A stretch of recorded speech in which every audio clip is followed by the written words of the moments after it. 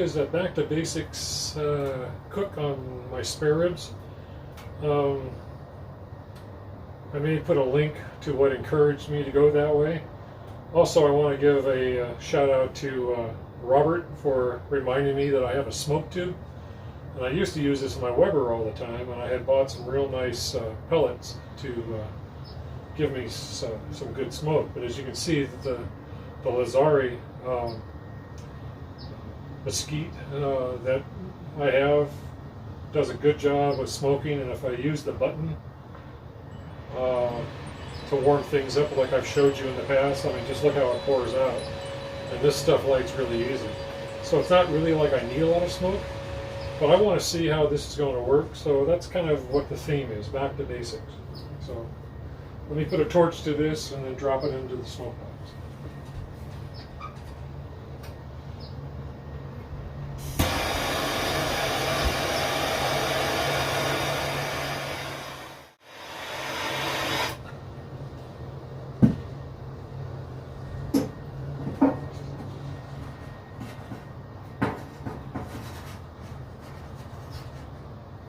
Simple as that. Lighting that up, I forgot exactly what I was using, but it just, the wood smells sweet. It's a real nice aroma that I used to like to use in the Weber. So between the Weber pellets that are mystery at the moment, I can't remember, and the Lazzari smoke, let me push the button here for a minute to. Well, actually the fan didn't do any good at all because I had my blades in. So now the fan is blowing it, and it's already turning blue. So that's a good start. Anyway, so today I decided to let you see what my startup process was, because I was going to be using the smoke tube. And before I forgot about letting you know about it, I thought I'd just let you in on it. All right. Okay, today, now that I've got the fire going, and with the smoke that was reminded to me by Robert, I also am going to go back to basics. I'm cooking the St. Louis style spare ribs with salt and pepper. Just a little bit of seasoning with it. It would be like a teaspoon added to whatever I was shaking on there, and again, no measurements. But you can see them here. So the membrane is off on this. I actually decided to remove the membrane as I always would. I don't know if I always do, but anyway, I did. And I'm going to do 2 slabs, and it is smoking because it's I allowed it to get up to temperature, and I'm cooking right now at 215. So I'm going to go 215 about 4 hours, and then I will then catch up at that point by getting a temperature reading and figure out where I'm going to go. But I'm inspired. Jeremy over at Mad Scientist Cooking, I think. Anyway, link up here for also Robert. So I'll have 2 links up here that inspired this cook. And what inspired me to go this way is I wanted to get back to basics and do a taste test and get away from all of the jazz of blueberry and Tennessee whiskey and all, tequilas and stuff like that. Let me just get back to basic. So I want you to go over to Jeremy's channel to see what inspired this cook. And I'll just say goodbye right now. Go. And if you watch his channel on this particular cook that I'm doing right here, that's the inspiration of what I'm doing. So if you feel that you want to see then what somebody else did with Jeremy's cook idea, then come back and then understand that I'm going to be following what you just watched over there. So it's smoking well. I do have the the smoke tube in there with the pellet of the real nice flavor. It's a hickory, I believe, that I have in the smoke tube. But then I'm using my Lazzari Mesquite lump charcoal in here, and it's smoking well. So at 215, these ribs should absorb all that smoke. I should get a real good smoke ring out of this, and that's prediction. That's 5 hours from now. Who knows? But anyway, I just wanted to say that I'm like you. I like to jump around and look at other channels. And in that I did look at other channels, and I look at all the cooking channels. If I see something that I want to try, I will. But in this case, at least I'm at a point where I want to make sure I give credit to these inspirational pieces so that everyone knows where it's coming from. I think you'll like it. So I'll say goodbye to you right now, and hopefully I'll see you later.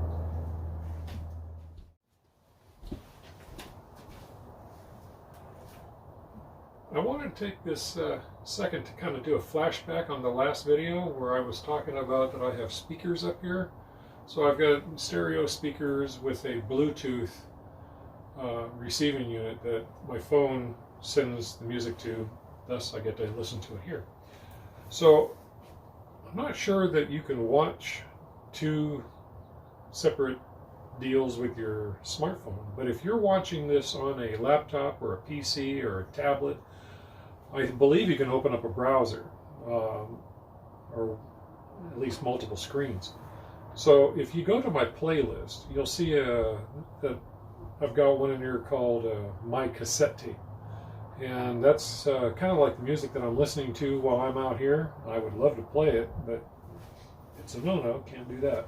So you can, though. You can go over to my playlist, probably not demanding that you do that, because you have your own music that you can be listening to. But kind of to go along with the flavor of what I'm doing here, I would invite you to play that music in a separate screen and then click back over onto the YouTube part so you can watch the video. And basically that's kind of the music that I'm listening to, except during these shoots. And then once the shoot is done, then I'm back to listening to that music. And that would be my flavor of what's going on with the cook, along with what I'm hearing. Just thought I'd share that. I'll leave the link up here.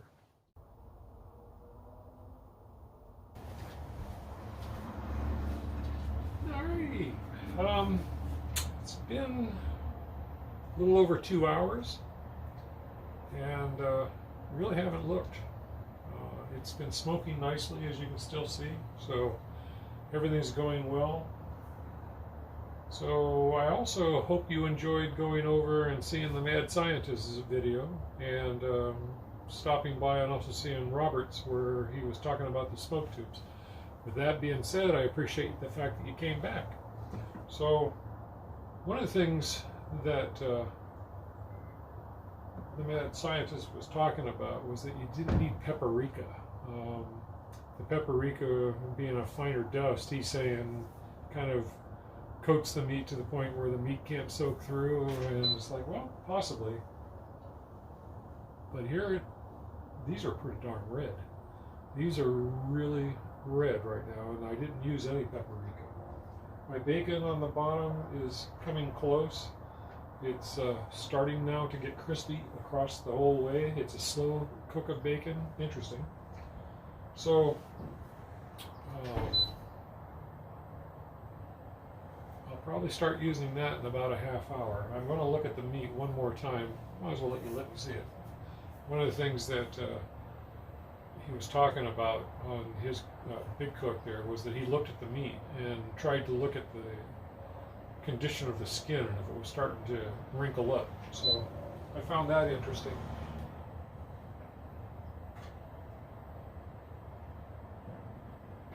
Yeah, I can see where it will look like that. It doesn't look like it yet, and I haven't probed it for temperature because we're so early into the cook. Oh, I read it wrong. I was reading the temperature 209, and so the time is 2 hours and 45 minutes. So it's coming along. I want to go about 4 hours before I get into pulling the meat off and wrapping it for an hour. So as I talk, I'm talking myself into checking.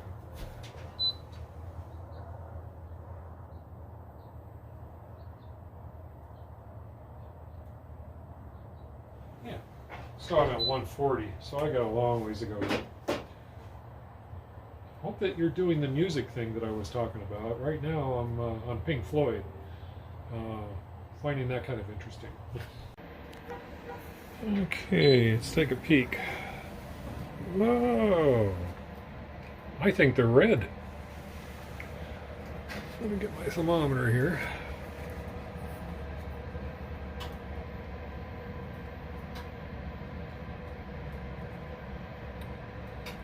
It's 153,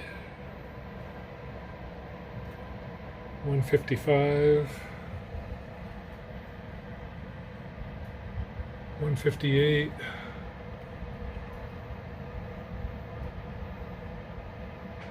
146. Yeah, coming along nicely. So even the bacon is just about there, and we're 3 hours and 41 minutes into the cook, and at 222. So still on plan. Okay, we are at 4 hours. 4 hours, and it's getting dark. This is my lights, so I don't think they're bright enough.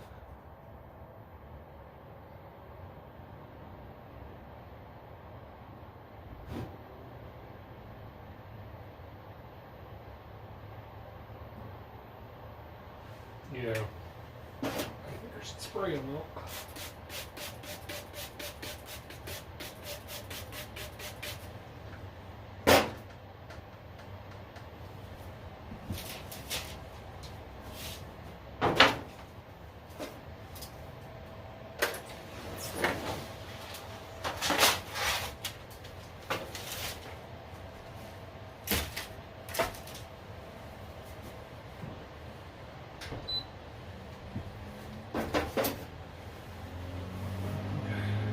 When I put the meat into the probe into the meat, it did not feel cooked.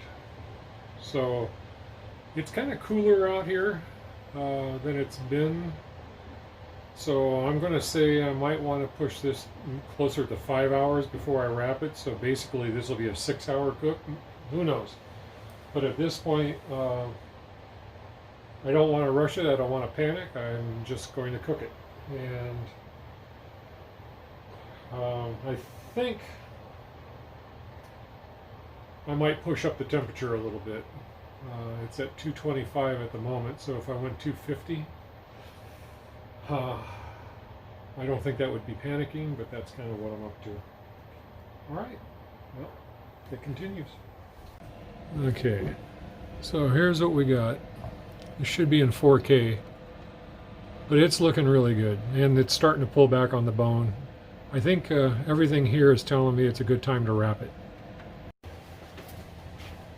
So,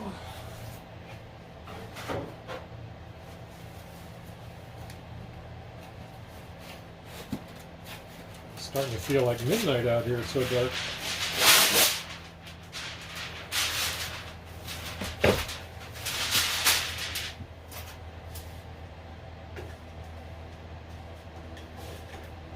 I'm going to put meat side up because I don't want to soak it. I am going to spray it.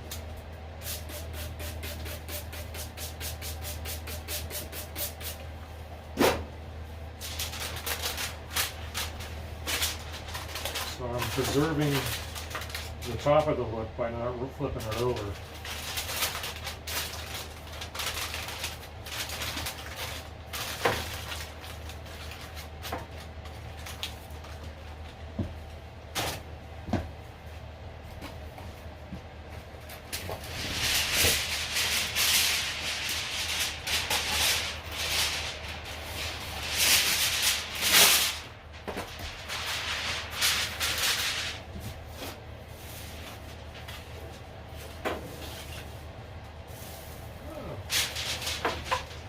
really juicy. That's going to be a good thing.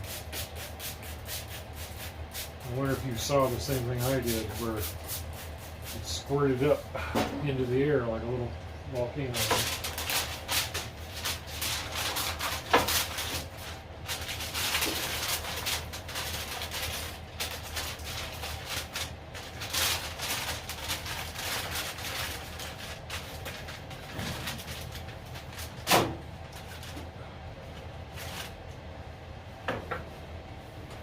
There we go.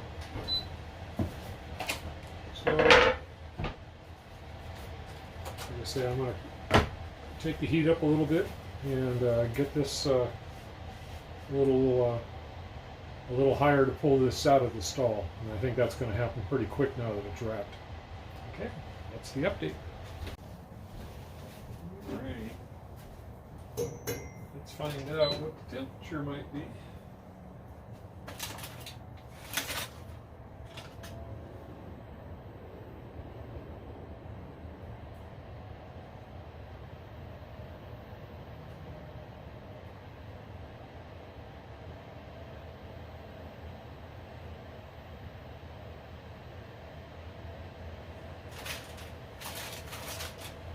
Ten more minutes, and then I'm going to pull it. So that was it. The meat definitely was in a stall, and then once it was wrapped and then kicking the heat up, it blew right past the stall, and now we're getting up into the 202. The first part of the meat that I looked at was like almost 204, 205. So that means everything in there is melting pretty good. But at the other end, it was still like 198 or something like that. So just going to give it, that extra 10 minutes. And this is going to end up being just shy of 6 hours. So I could have done a 3-2-1, but the thing about only having it absorbing the smoke for 3 hours, and then wrapping it for 2 hours, and then bringing it back out would not necessarily give me as much of a smoke. I like that part of going at least 4 hours. So I have the opportunity right now, and that I want to go a few more minutes, to actually put a barbecue sauce on there. Generally I don't do that, but I'm kind of thinking tonight, it's kind of like 8 o'clock, and so my wife's been waiting a few hours. It might actually be kind of nice to have a glaze on there. So let me go ahead and paint one of them up, and I'll go from there.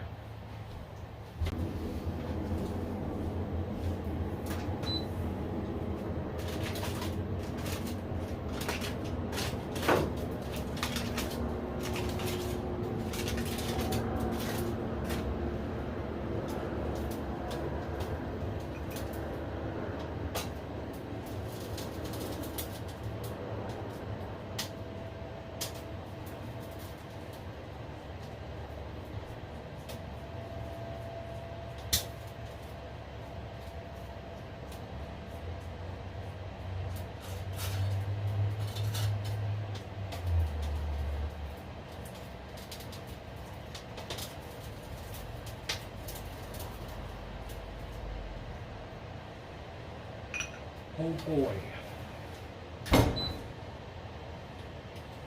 8 more minutes. All right, let's take a look. I don't know if it's going to, here, it focused. Its shadow is on it. Yeah, that's the way this light is at a steep angle. All right, so I'll pull this off, take it in the house, and have different lighting in there, and we'll take a look at what the smoke ring is. All right, so this is the one that is natural. It's no sauce on it. Came out really nice, and here's the one where I glazed it. And yeah, let this breathe here for a few minutes, and then I'll slice into one of these. Okay, this is the one without the sauce, and it's just that the lights in here are so harsh, but You can definitely see the ring.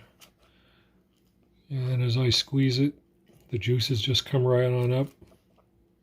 Yeah, I am happy with this cook. Thanks for hanging around and seeing how this came out. If you have any questions, ask me down below. I'll try to answer them. And I hope you found this video different and sort of interesting. And me sending you away to some other person's YouTube channel, and hopefully you coming back. If you're hearing this, you did. So thanks very much. A thumbs up or a subscribe would be really good. I'd appreciate it. So thank you again for sharing this with me. Have a good night. Take care.